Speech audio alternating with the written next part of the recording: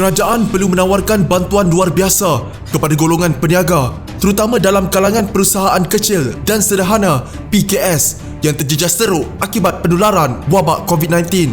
Bekas Perdana Menteri Datuk Seri Najib Razak berkata, bantuan itu perlu menyeluruh dan hendaklah dilaksanakan secepat mungkin. Dalam situasi yang berdesak sekarang, kerajaan perlu mengenepikan kebimbangan berhubung defisit negara, hutang negara atau penarafan kredit demi kelangsungan ekonomi dan rakyat. Ini bukan masa untuk kedekut, bertindak perlahan atau berkira dengan rakyat dan pengusaha, katanya dalam hantaran di Facebooknya. Ini kerana Kerajaan Barisan Nasional telah meninggalkan kekayaan negara yang besar dan inilah masa untuk menggunakan kekayaan ini untuk menyelamatkan negara, ujar beliau lagi. Menurut Najib, Malaysia boleh membina semula kekayaan ini pada masa hadapan selepas krisis wabak COVID-19 ini berakhir nanti.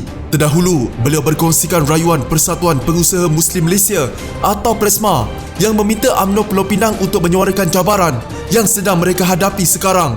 Dakwa PRESMA, kebanyakan restoran Melayu Tom Yam, nasi padang, nasi kandar dan restoran biasa terpaksa menghentikan operasi atau jika dibuka pun, jualan harian tidak sampai 30% daripada kutipan sebelum Perintah Kawalan Pergerakan PKP. Pada masa yang sama, kerajaan telah mewajibkan gaji semua pekerja termasuk pekerja asing tetap dibayar seperti biasa, di samping perlu menanggung kos penginapan dan kos makanan harian pekerja mereka.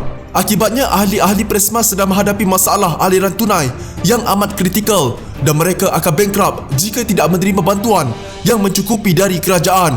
Najib berkata, beliau memahami dan bersimpati dengan kesusahan dan cabaran amat besar yang sedang dihadapi oleh ahli-ahli PRESMA dan cabaran yang sama turut dihadapi oleh semua restoran dan banyak lagi PKS serta peniaga kecil seluruh negara. Katanya, kerajaan tidak ada kuasa untuk memaksa tuan kedai swasta untuk mengurangkan atau mengecualikan sewa seperti apa yang dilaksanakan kedai atau bangunan milik kerajaan. Bagaimanapun, Najib berkata, kerajaan boleh memberi pengecualian cukai pendapatan kepada tuan kedai untuk tahun ini dan tahun depan.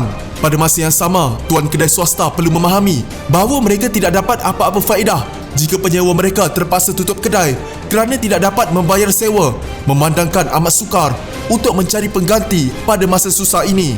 Kita perlukan usaha bertahun-tahun untuk membina sebuah perniagaan, tetapi ianya hanya memerlukan tempoh 3 hingga 6 bulan yang amat mencabar untuk perniagaan tersebut menghadapi kemuflisan.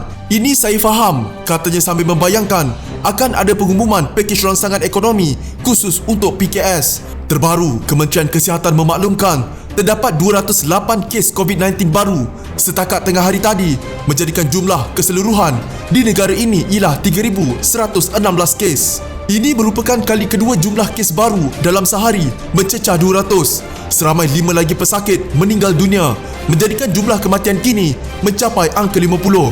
Perkara itu dinyatakan Ketua Pengarah Kesihatan Dr. Nur Hisham Abdullah dalam sidang media di Putrajaya. Jika anda mempunyai gejala seperti demam, batuk dan sesak nafas, jangan berlengah untuk terus ke klinik atau hospital bagi menjalani ujian saringan. Bersama kita tangani wabak COVID-19.